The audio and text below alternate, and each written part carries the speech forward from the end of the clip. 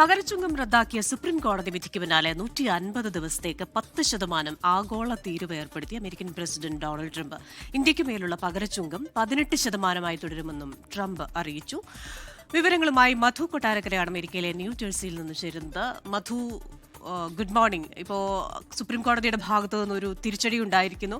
അതുകൊണ്ട് തന്നെ തനിക്കെതിരായി വോട്ട് ചെയ്ത എല്ലാ ന്യായാധിപന്മാരും അവർ രാജ്യസ്നേഹം ഇല്ലാത്തവരും ഭരണഘടനയോട് കൂറില്ലാത്തവരുമാണെന്നാണ് ട്രംപ് പറഞ്ഞിരിക്കുന്നത്.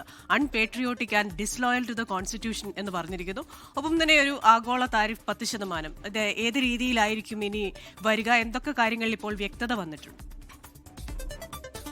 Good morning Christina. ഏതാണ്ട് ഒരു വർഷത്തോളം ലോക മാധ്യമങ്ങൾ ചർച്ച ചെയ്ത ഒരു വിഷയമാണ് ഇന്ന് സുപ്രീം കോടതി ഒരു വിധിയിലൂടെ വീണ്ടും മാധ്യമ ശ്രദ്ധയിലേക്ക് കൊണ്ടുവന്നിരിക്കുന്നത്. US പ്രസിഡന്റിന്റെ പ്രത്യേക അധികാരം ഉപയോഗിച്ച് ഡൊണാൾഡ് ട്രംപ് നടപ്പിലാക്കിയ തീരുവകൾ ഭരണഘടനാ വിരുദ്ധമാണെന്ന് ചൂണ്ടിക്കാട്ടിയാണ് സുപ്രീം കോടതിയുടെ ഈ ചരിത്രപ്രധാനമായ വിധി വന്നിരിക്കുന്നത്. വിദേശ രാജ്യങ്ങളിൽ നിന്നുള്ള അമേരിക്കയിലെത്തുന്ന ഉൽപ്പന്നങ്ങൾക്ക് ഡൊണാൾഡ് ട്രംപ് ഭരണകൂടം ഏർപ്പെടുത്തിയ നിയന്ത്രണങ്ങൾ പിൻവലിക്കുവാനാണ് ഇന്ന് സുപ്രീം കോടതി ഉത്തരവിട്ടിരിക്കുന്നത്.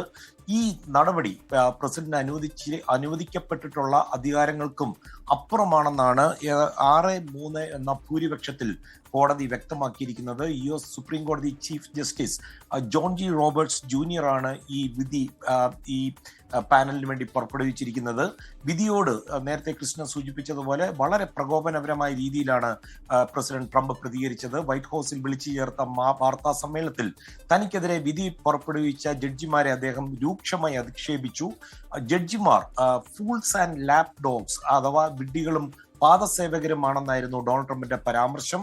അധിക തീരുവ റദ്ദാക്കിയ സുപ്രീം കോടതി വിധി ആഗോള വ്യാപാര മേഖലയെ വലിയ അനിശ്ചിതത്വത്തിലാക്കി എന്ന് വേണമെങ്കിൽ പറയാം. കഴിഞ്ഞ വർഷം മുതൽ US ഗവൺമെന്റ് ഏതാണ്ട് $200 ബില്യണോളം ശേഖരിച്ചു എന്നാണ് പല മാധ്യമങ്ങളിലും വ്യത്യസ്തമായ ഡോളർ എമൗണ്ടാണ് വരുന്നത്. ഏതാണ്ട് ഏകദേശം 16 ലക്ഷം കോടി രൂപയാണ്. ഇത് കമ്പനികൾക്ക് തിരികെ നൽകേണ്ടി വരുമോ എന്നുള്ള കാര്യത്തിൽ ഇപ്പോഴും ഒരു അവ്യക്തത തുടരുകയാണ്. ഇത് സംബന്ധിച്ചുള്ള ചർച്ചകളും തുടരുകയാണ്. എന്നാൽ മറ്റ് നിയമവഴികളിലൂടെ കമ്പനികൾ ഒരുപക്ഷെ ഈ പണം നേടിയെടുക്കുവാൻ വേണ്ടി ശ്രമിക്കും. എന്നാൽ ഡൊണാൾഡ് ട്രംപ് ആകട്ടെ ഇനിയുള്ള നിയമവഴികൾ എന്താണെന്നുള്ള ആലോചനയിലാണ്. ഇതിന്റെ ഭാഗമായി ഇപ്പോൾ എല്ലാ വിദേശ ഉൽപ്പന്നങ്ങൾക്കും 10% അധിക തീരുവ ഏർപ്പെടുത്തുമെന്ന് ഡൊണാൾഡ് ട്രംപ് വ്യക്തമാക്കുകയും കഴിഞ്ഞു.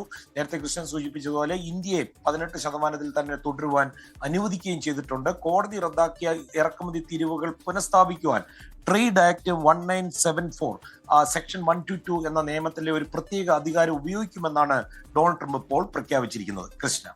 ശരി, അമേരിക്കയിലെ ന്യൂജേഴ്സിയിൽ നിന്ന് മധു കൊട്ടാരക്കരയാണ് വിശദാംശങ്ങളുമായി ചേർന്നത്. ലോകത്തെവിടെയായാലും ഏത് സമയത്തും 24 വാർത്തകളും ഓഗ്മെന്റഡ് റിയാലിറ്റി പാക്കേജുകളും എക്സ്പ്ലെയിനറുകളും വിശദമായി കാണാൻ ഞങ്ങളുടെ YouTube ചാനൽ നിങ്ങൾക്ക് സബ്സ്ക്രൈബ് ചെയ്യാം.